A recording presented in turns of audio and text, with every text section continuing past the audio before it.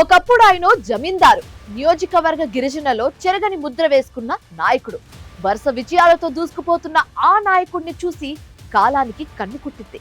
తెరవెనక కుట్రలు ఆయన ప్రభకు అడ్డుపడ్డాయి. ఎన్నో ఇబ్బందులు పడి క్యాడర్ ని నడిపించిన ఆ నాయకుడిని ఆ పార్టీ ఇప్పుడు మర్చిపోయిందా? రాజ్యాంగ పదవులకు కులం అడ్డు వచ్చిన పార్టీ సేవకు కూడా ఆయన ఎందుకు దూరం పెట్టారు? ఆయన రాజకీయం ఇంకా నడవదనుకుంటున్నారా? కొత్త తరంతో ముందుకు వెళ్లాలని కోరుకుంటున్నారా?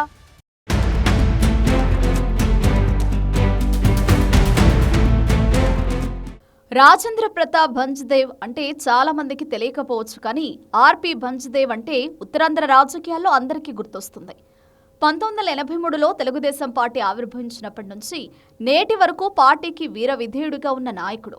ఉమ్మడి విజయనగరం జిల్లాలో సాలూరు నియోజకవర్గంలో తెలుగుదేశం పార్టీ జెండా రెపరెపలాడించిన నాయకుడు.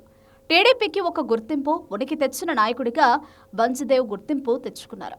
మాట తప్పకుండా మడమ తిప్పకుండా టీడీపీని నమ్ముకున్న భంజ్దేవ్ 1983, 1985, 1994, 1999, 2004 ఎన్నికల్లో వరుసగా ఎమ్మెల్యేగా గెలిచి సాలూరును టీడీపీకి తిరుగులేని కంచుకోటగా మార్చారు.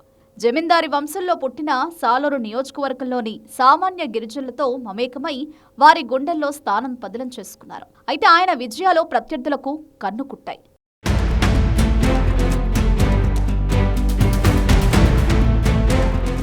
కుట్రలు ప్రారంభమయ్యాయి. అప్పటి వరకు లేని కుల చిచ్చును తెరపైకి తెచ్చారు. భంజ్దేవ్ ఎస్టీ కాదంటూ ప్రత్యర్థులు కోర్టు మెట్లెక్కారు. దీంతో భంజ్దేవ్ ఒంటరి పోరాటం చేశారు. తాను ఎస్టీ అంటూ పలుమార్లు కోర్టులో వాదించారు. సుదీర్ఘ పోరాటం తర్వాత 2004లో ఎమ్మెల్యేగా గెలిచినా ఆ సంతోషం ఎంతో కాలం నిలవలేదు. ఆయన ఎస్టీ కాదని సుప్రీంకోర్టు తేల్చడంతో తన పదవిని కోల్పోవలసి వచ్చింది. ఆ ఎన్నికల్లో రెండో స్థానంలో ఉన్న కాంగ్రెస్ పార్టీ అభ్యర్థి పీడిక రాజన్న దొర ఎమ్మెల్యేగా కోర్టు ఆదేశాలతో ప్రమాణ స్వీకారం చేశారు. అప్పటి నుంచి భంజ్దేవ్ రాజకీయ జీవితంలో ఆటంకాలు మొదలయ్యాయి. అప్పటి నుంచి సాలూరు నియోజకవర్గంలో రాజకీయాలు మారుతూ వచ్చాయి. భంజ్దేవ్ స్థానాన్ని భర్తీ చేయడానికి పార్టీ అనేక ప్రణాళికలు చేస్తూ 1999లో భంజ్దేవ్ మీద పోటీ చేసి ఓడిపోయిన అప్పటి కాంగ్రెస్ అభ్యర్థి గుమ్మడి సంధ్యారాణిని తెలుగుదేశం పార్టీ అక్కున చేర్చుకుంది. దీంతో పార్టీలో ఇద్దరు నేతల మధ్య ఆధిపత్య పోరు మొదలైంది. క్రమంగా పార్టీ అధిష్టానం సంధ్యారాణికి ప్రాధాన్యత పెంచుతూ భంజ్దేవ్ ప్రభావాన్ని తగ్గిస్తూ వచ్చిందని ఆవేదన ఆయన అభిమానుల్లో ఉంది.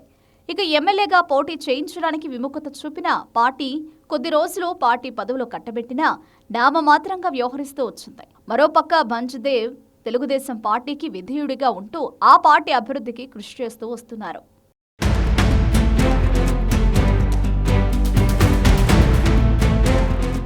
మళ్లీ తనకు పార్టీలో పూర్వ వైభవం రాకపోతుందా? ఎమ్మెల్యే కాకపోయినా పార్టీకి నా అవసరం ఉంటుంది కాబట్టి ఏ పదవి వస్తే ఆ పదవి ద్వారా పార్టీ అభివృద్ధికి కృషి చేస్తానంటూ తన అనుచరుల వద్ద చెప్పుకుంటూ వచ్చిన భంజ్దేవ్ పరిస్థితి ఇప్పుడు దారుణంగా తయారైందంటున్నారు ఆయన అభిమానులు.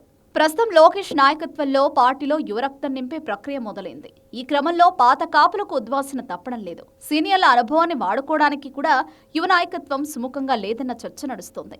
పార్టీకి విధేయుడుగా ఉన్నా క్రమంగా ఆయనను పక్కన పెడుతూ పొమ్మన లేక పొగపెడుతున్నారని భంజ్దేవ్ అనుచరులు బాహాటంగానే ఆరోపిస్తున్నారు. ఇటీవల పార్టీ చేపట్టిన సంస్థాగత పదవుల భర్తీలో భంజ్దేవ్కు ఒక్కటి కూడా దక్కలేదు. ఎమ్మెల్యేగా పోటీ చేసే అవకాశం లేదు. కనీసం పార్టీ పదవైనా వస్తుందని ఆశించిన అభిమానులకు నిరాశ ఎదురైంది. పల్లెత్తు మాట అనకుండా పార్టీ కోసం పనిచేస్తున్నా గుర్తింపు లేకపోవడంతో భంజ్దేవ్ రాజకీయ జీవితం పాత జ్ఞాపకాల మధ్య ముగిసినట్టేనా అనే సందేహాలు వ్యక్తమవుతున్నాయి. పార్టీ దూరం పెడుతోందని తెలిసినా ఇంకా పార్టీని అంటిపెట్టుకుని ఉన్న భంజ్దేవ్ను సరికొత్త రాజకీయ సమీకరణాలు, కొత్త తరం ఆలోచనలు తెరమరుగు చేస్తున్నాయి. ఒకప్పుడు సాలూరును శాసించిన ఈ జమీందారి పరిస్థితి ఇప్పుడు అగమ్య గోచరంగా మారింది. మరి ఇప్పటికైనా అధిష్టానం ఆయన సేవలను గుర్తించి తగిన గౌరవం ఇస్తుందో లేదో ఆ పెరుమాళ్లకే ఎరుక.